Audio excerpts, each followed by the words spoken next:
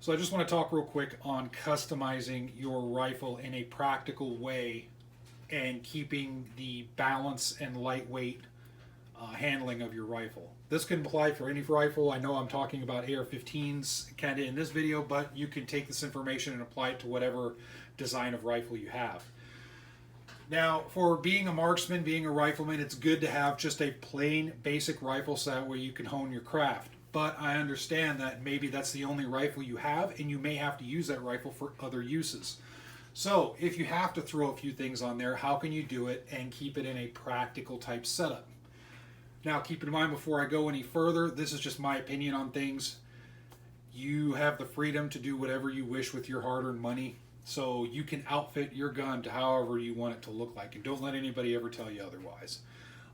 The only thing I ask is just to look and make sure you're buying decent products. That way, you're not wasting your money unintentionally, because that's a hard thing. If somebody goes out and buys something and they think, "Oh, this is such a great deal," and all of a sudden it turns out to be a lemon product, it's a horrible product, and they just kind of feel let down by it.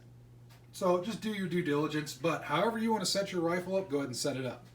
This is just kind of my opinion, so take it with a grain of salt. And hopefully, if you're looking to set up your rifle in a very straightforward manner to do multiple things and do them well, then maybe this might help you. So, AR-15 in front of you. Again, you can adapt this video to whatever rifle you have. This AR-15, what I did is I put a light on it and basically put a magazine in it.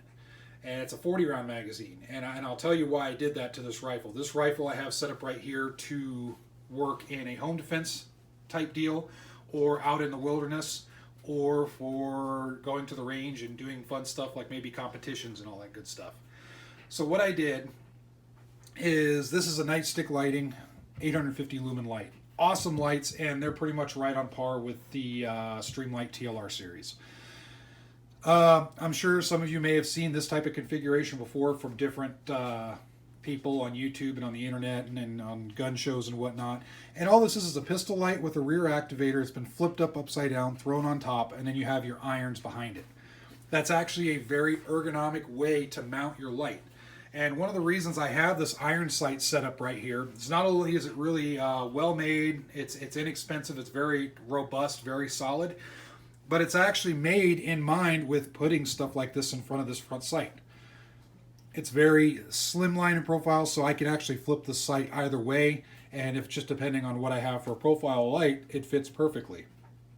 Now with the rear actuator pads here on the light, it actually works really well for momentary and for constant on with my thumb on my support hand. It's in a perfect spot, very ergonomic. It's in a place that it's not very prone to accidental discharges of your light. If you have pressure swits and you mount them left or right, you could, depending on how your gear is set up and what you're doing, you could have an accidental discharge of light. And in some instances, it's not a big deal. In some, it could be a very big deal. So that's why I have it set up that way. Now, one thing about this setup is I lost a little bit of sight radius, but that's okay. This particular gun is a mid-length, so if you compare this to other mid-length guns that have a standard fixed front sight block right here, I still have more sight radius than you'd get out of a standard, and I still have more sight radius than I would get out of a carbine. So I still have a lot of sight radius to work with. It's still very accurate. Because my sight radius has changed from having my sight out here, though, I will have to mess with the elevation and windage as far as how much, whether it's still sitting at about a ½ inch or if it'll be more like a 3/4 MOA adjustment out at 100 yards. Because that does make a little bit of a difference when you have a longer sight radius and then you decide to change it a little bit. It's not a huge deal, but it's something you want to pay attention to. So right on the front, this is a flash hider. Now, I've had different brakes on this thing before, muzzle brakes that is, and having a muzzle brake is great, but it's just obnoxious.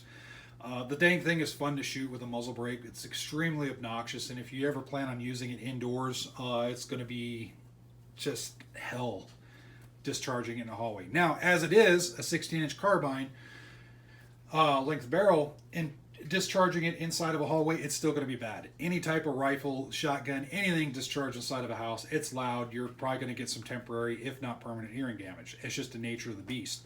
But with a flash hider, I'm hiding the flash a little bit, so where does that benefit? It's good for a end-of-the-world type self-defense rifle, if that's what you're looking for. For the preppers out there, if they want something that's a little bit more, it conceals their position, you want a good flash hider, because you don't necessarily want big, huge 2-foot balls of flame in front of you if you're trying to shoot from a covered position. Law enforcement, this benefits as well. And also in the realm of self-defense inside the home, it benefits to not have a big, huge ball of flame in front of you. It's already going to be loud. There's no need to add flame and sparks and all that crap. Now, keep in mind, even with a flash hider like this, if I do a mag dump, I'm still going to get flames coming out. It's just the way it is. Moving on back, this is a 40-round standard capacity magazine. Why a 40-round versus a 30-round? And I say, why not? And the reason for that is if the gun remains balanced, which with the 40-rounder it does, it's just a little bit of weight on the gun, but it's back and it's balanced, it's still thin, it's not too overly bulky, it's not like a drum mag or anything like that. As long as you can maintain the balance of the gun, having more ammo at the ready is a good thing. Now, this could benefit you if you're looking to do competition with your rifle. That's cool. Home defense, typically in the middle of the night, if you have to get up out of your room and go investigate something, say if you have kids or loved ones or just whatever, typically you're going to go with whatever ammo is on the gun, unless you have enough foresight to have like a bandolier or something to throw over you. But in an emergency situation, you may just grab the gun and that's it. So with that mindset, I would want this rifle to have the most amount of firepower on hand without sacrificing too much of the handling. That's where this 40-rounder PMAG comes in.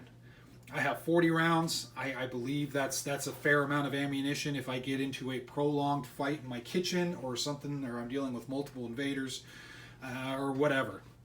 I think that's a reasonable amount. I mean, if you're asking me what would I prefer, I'm going to tell you right now. If somebody's coming into my house, I'm going to want a belt fed. And people go, well, why do you want a belt fed? But because I want the most advantage possible. I don't play fair. Fights should never be fair. If somebody's trying to take your life or hurt you, you don't play fair. You use every single advantage. So to me, I'd be like, yeah, give me a dang belt fed gun. I'd be good to go with that. So anyway, but I don't have that. So we have magazines. This 40-round magazine, I think, is a great compromise to between having tons of ammo and then having that balance. I think it just works really well. 30, nothing wrong with 30-rounders, but if you're looking for something that increases the firepower of your gun as a customization factor or whatnot, then there you go. So here it is, this rifle. All I did to it, it has a good sling, good iron sights. I have a light, I have a flash hider, and I have extra ammo, pretty much, when compared to a standard 30-rounder. It's still a standard size. I don't like the term high capacity anymore. This isn't high capacity. This is just a standard size 40-round magazine. So anyway, but I have all these things, and you can see the gun is still very clean.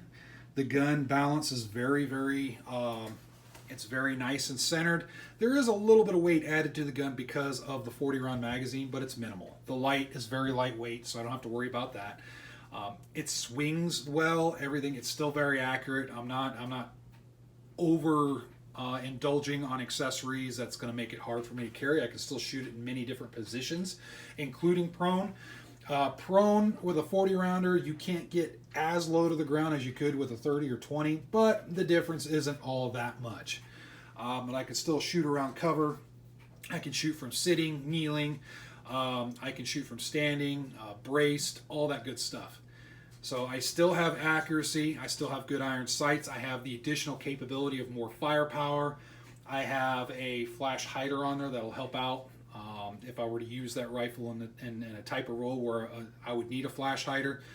I have a light, a good light that's in a good spot that has a lower probability of unintentional light discharges as I'm moving around. I have a solid sling setup. I have a solid fixed stock. everything is good to go. The rifle has been customized, and now it can fit multiple rolls, but I don't have all kinds of junk attached to it. So I think that's probably the main point of this video, is just to kind of look at things, look at what you're doing, and figure out what the reasoning for it is, and just kind of go in your head, okay, will this benefit me? Because more often than not, what I've seen happen is people buy an AR-15 or whatever type of rifle. They'll throw all this Gucci gear on it. And sometimes it's expensive Gucci gear. They'll throw all this stuff on it, and it's great, and then they're like, man, this rifle's cool. And then they actually get out and start moving around with it, and they start carrying it a little bit, they start doing stuff, and they go, holy crap, now this thing is heavy and cumbersome, and then the stuff comes back off. What I invite you guys to do, if possible, is carry your rifle for a extended amount of time. Most of us, what we do is we pick up the rifle from the safe, carry it to the car carries it to a range or whatever we're doing with it, and then we shoot it, and then we put it back in the car, and then we drive home, and then we put it back in the safe. If you take it out and you want to go on a camping trip, I invite you to take it out, load up your rifle, sling it. After a few hours of carrying it, you may start to notice things. You may go, oh man, my shoulders are starting to hurt, or oh, this piece of equipment is banging on my gear, or banging on my backpack, or on my side, or whatever. You start to wake up to those things, and that really helps when you start to customize your stuff, because you keep things simple. There are tons of accessories out there, because there are tons of people that want to make money off those accessories. And every accessory, they're going to tell you, you need it, you need it, you need it. No, you don't. Configure that stuff to what your needs are and just stick with it. Don't worry about what people tell you. Some people might say that this setup is weak. They might be like, no, you need a better light, you need a pressure pad, you need this, that, and the other thing. I challenge them on it and go, well, I'll be able to do every single thing you can do, minus the whole night vision side of the house. I can't really do that with this rifle, but anything else other than the night vision world, I can do exactly everything anybody else can do. So, all right, enough yammering out of me. Feel free to put your thoughts and your experiences in the comment section below. I think that's really, really important. I want people to look at this video and then look at the comment section. And if there's somebody else that comes in that has a little bit different experience than me, puts those comments in and brings up a point that I didn't bring up, and somebody can learn from it, I think that's great.